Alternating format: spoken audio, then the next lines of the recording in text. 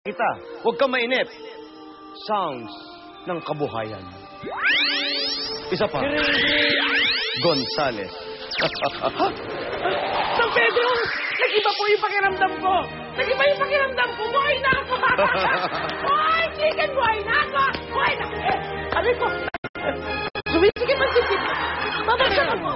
Ay, ako, ayoko sa'yo. Buti nga sa'yo. Pasaway ka kasi. Oo. Hindi totoo yan.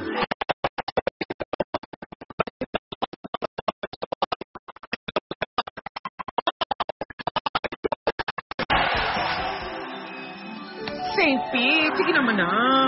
Babalikin niyo na ako sa lupa. Please, dali na. Close naman tayo eh. Huwag mo akong paluin. Please. Sige. Papayag. Ibabalik na kita. Oh! Ibabalik na kita sa lupa. Wow! Uy, babalik na ako sa lupa. Manginig ko kayo. Babalik na ako sa lupa. Pero, gagawin kitang isang unggoy. Sakit. Sino naman eh? Wait, sandali. May nag-email. Halika. Ano? Halika. Sino nag-email? Nag-email sa akin si Kamatayan. Nag-email sa'yo si Kamatayan? At ang sabi niya sa akin, Close kayo? yes, magka-chat kami. At ang sabi niya sa akin, nagkamali lang daw siya. Hindi pa to ang oras ng iyong kamatayan. Talaga? So, ibig mo sabihin, bubuhayin mo ulit ako? Talaga? Bubuhayin kita. Promise? Aray ko. Tunog ng buhay! Yan. Nag-iiba pakiramdam ko. Ano? Buhay ka na? Ayun. Bakit? Paano mo nasabi? Naiihi nga ako sa sobrang lamig. Buhay na ako. Ayun, buhay na ako. Ang sisi, buhay na ako.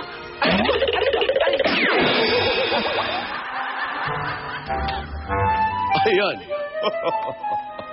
Siguro, ipinaglihi siya doon sa kalapating si Paloma dahil parero silang malikot.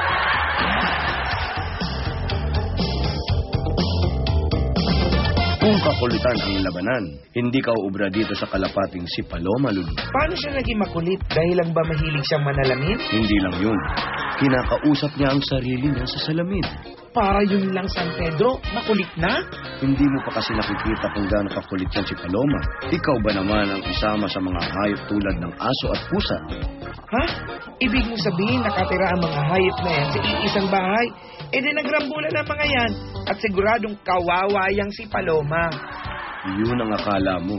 Si Paloma pa nga ang pasimuno ng kakulitan dyan. Tignan mo kung paano niya pasukuin sa kakulitan niyang aso at pusa dyan. Aba, ang tapang pala ng kalapating yan. Pati mga amo niya kinukulit. Kita mo naman, pinagsasabay niya pang harutin ang aso at pusa. Buti hindi siya pinapatulan ng mga yan. Siguro kaya siya lumilipad kasi napapansin niyang mapipikon sa kanya yung kinukulit niya. Kahit nalalagasan na siya ng balahibo, at nadadaganan na, ayaw pa ding tumigil. O diba? Ibang klase ang energy niya si Paloma pagdating sa pangulit. Madaya pa ang bruha, Kinagamit niya yung kakayahan niyang lumipad pag gusto niyang magpahinga. Kaya nga yung aso at pusa, walang magawa, kundi makipagharutan na lang sa kanya. Ang swerte ng amo nila, libre na siya sa entertainment. Minsan nga, kasali pa siya sa palabas. Naku, Papa, Diyos ko, alam ko to. Yung mga patali-tali yung peka pa. Ikaw Kaya kita tinatali. Pilyo. Ilan mo. ko. Ang taling yan ay para hindi ka na maaksidente kung sakasakaling buhayin kita. Talaga? Sige na, Papa Pete, bring me to life again. Wala na ako. Dali. I'm serious na. Dali. Sandali. May nag-email na naman. May pumasok na naman na email. Sino na naman? Ayan. Nag-email na naman sa akin si Kamatayan. Anong email? Eto ang sabi niya. Masyado lang daw napaaga ang iyong pagkamatay. Pero huwag kang mag-alala dahil ito na ang oras ng iyong kamatayan. So, ibig sabihin wala na talaga akong chance? Nakakainis din si Kamatayan, ha? Patayin ko kaya yan. At bakit nakakainis? Eh, ikaw naman kasi. Sunod ka ng sunod dyan. Bakit? Amo mo ba yan? Porkit ba sinusunod niya? Si kamatayan ng amo niya? Oo. Tulad nung ganda doon sa Canada. Sunod siya ng sunod doon sa amo niya. Wow! Hayop! Animal are people. Dito'y laging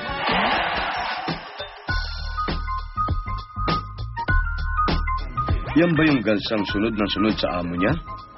Bakit parang yung amo niya ang sumusunod sa kanya?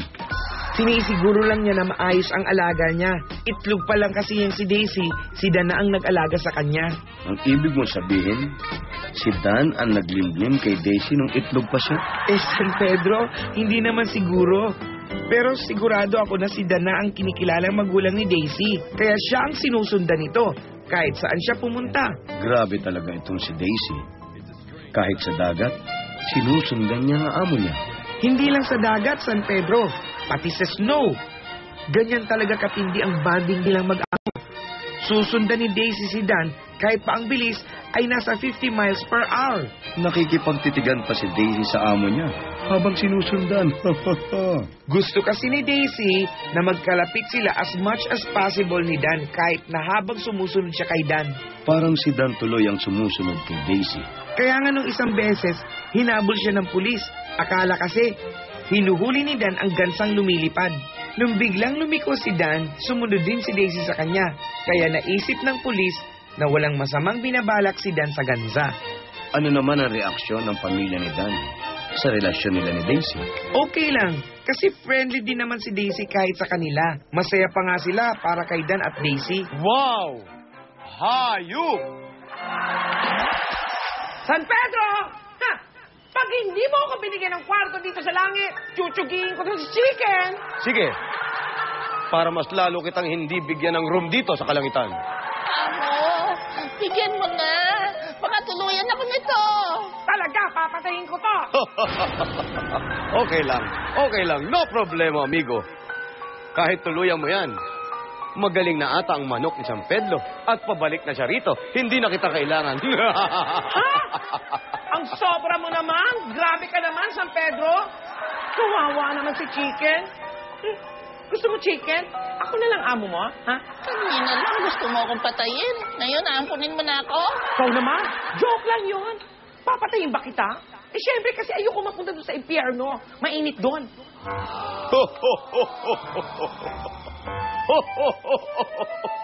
Alam mo, dahil sa iyo kabutihang pinakita, akin ikaw na ilalagay dito at bibigyan sarili mo kwarto.